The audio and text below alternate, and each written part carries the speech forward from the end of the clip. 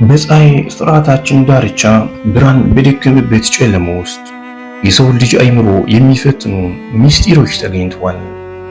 ለመሆኑ በሰው አይን ሳትታይ በወረቀት ላይ በተሰራ የሂሳብ ቀመር ብቻ እንዴት ስምንተኛዋ ፕላኔት ልትባል ቻለች?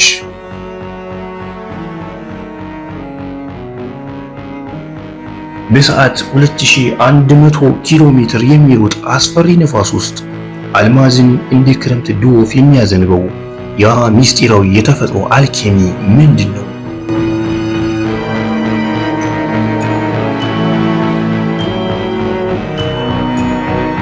ይህች ማራኪ ሰማያዊ ፕላኔት ውበትን የለበሰችው ከጀርባዋ እጅግ አስፈሪ ገሃነምን ደብቃ ነው። ዛሬ ወደ ኔፕቱን ውስጥ በጥልቀት እንጓዛለን።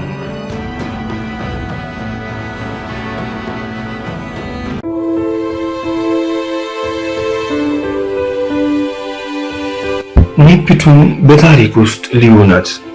በቴሌስኮፕ ሳይሆን በሂሳብ ስሌት የተገኘች ብቸኛው ፕላኔት። ሳይንቲስቶች የዩራነስን ጉዞ ሲያጠኑ የሆነ የማይታይ ግዙፍ አካል በስበት ኃይሉ ወደ ራሷ እየሳባት እንደሆነ አስተዋሉ።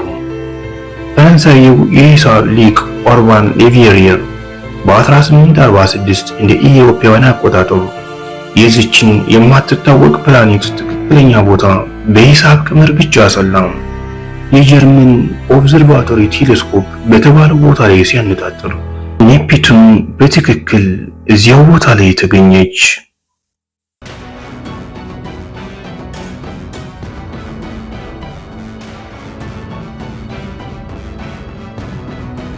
በዚህች ፕላኔት ላይ ሰላም አይታወቅም።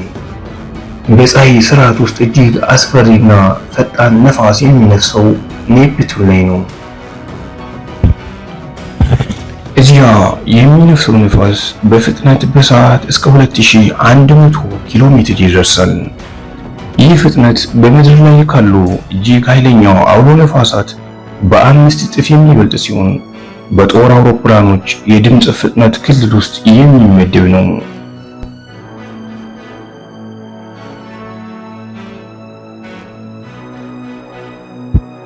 ወደ ኔፕቱን ከባቢ አየር በጥልቀት ስንወርድ ስለ ድንቅ የተፈጥሮ አልኬሚ እንመሰክራለን።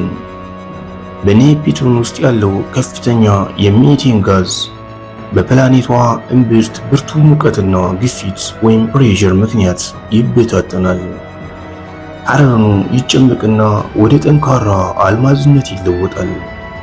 በምድር ላይ በቢሊዮን የሚገመት ዋጋ ያለው አልማዝ በኔፕቱን ጥልቀት ውስጥ ግን እንደ በረዶ ዶፍ ወደ ፕላኔቷ እምብርት የዓለም አቋራጭ ይዘንባል።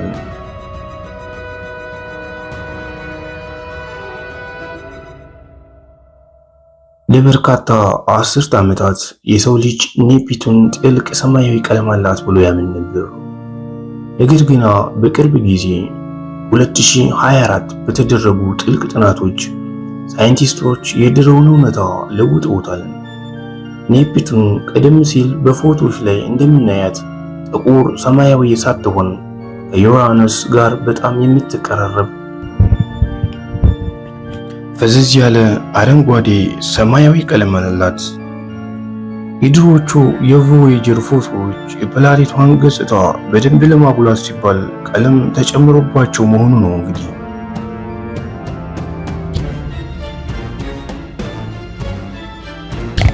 ኔፕቱን 16 ጨረቃዎች አሏት። እነዚህ ውስጥ ትልቋ ትሪቶን ትባላለች።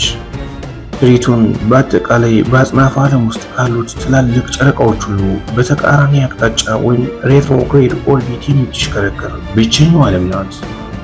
ይህ የሚያሳየው ትሪቶን መጀመሪያ የኔፕቱን ጨረቃ እንዳልነበረች ነው።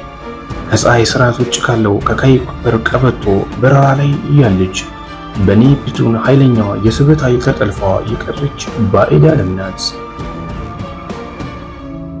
በትሪቶን ገጽ ላይ ስንቆም ሌላ አስገራሚ ድንቅ ነገር እንመለከታለን። እዚያ ላይ እሳተ ገሞራዎች አሉ። ነገር ግን የሚተፉት የቀለጠ ድንጋይ ወይም እሳት ሳይሆን ቅዝቃዜ የቃኘው ፈሳሽ ናይትሮጅን፣ ሚቴንና በረዶ ነው። እነዚህ የክራዮ ቮልካኒዝም ክስተቶች ጨረቃዋ ውስጧ ገና ያልሞተና በኃይል የሚንቀሳቀስ መሆኑን ያረጋግጣሉ።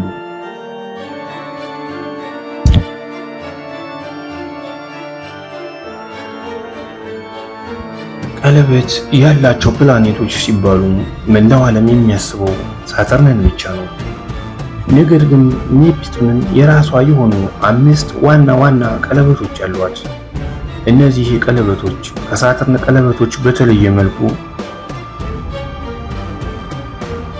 በጨለማ በአቧራና በአለት ስብርባሪዎች የተሞሉ በመሆናቸውና የፀሐይ ብርሃንን ስለማያንጸባርቁ ከምድር ላይ ስንሆን በግልጽ አይታዩም።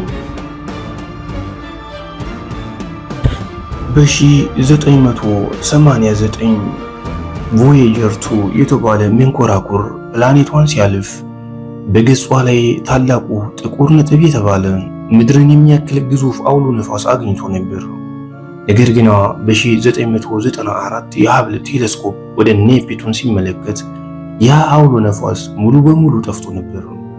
ከጥቂት ዓመታት በኋላ ደግሞ ሌላ አዲስ ጥቁር ነጥብ በሌላ ስፍራ ተከሰተ። የኔፕቱን ከባቢ አየር በየጊዜው ራሱን የሚቀያየር እጅግ ተለዋዋጭ መዋቅር አለው።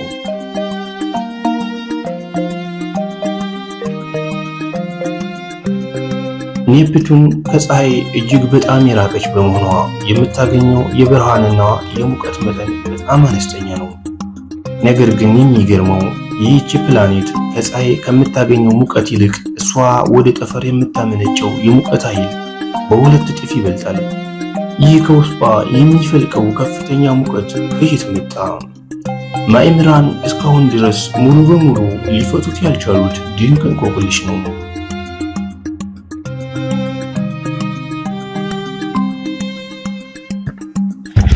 ይህችን ሚስጢራዊ ዓለም በአቅራቢያ ሄዶ ያያት የሰው ልጅ ቴክኖሎጂ ውጤት አንድ ብቻ ነው። እሱም በ1989 እንደ ኢሮፓውያን አቆጣጠር የጎበኛት ቮዬጀር 2 መንኮራኩር። ከዚያን ጊዜ ጀምሮ ላለፉት 10 ዓመታት ምንም አይነት መንኮራኩር ወደዚህ አልተጓዘም።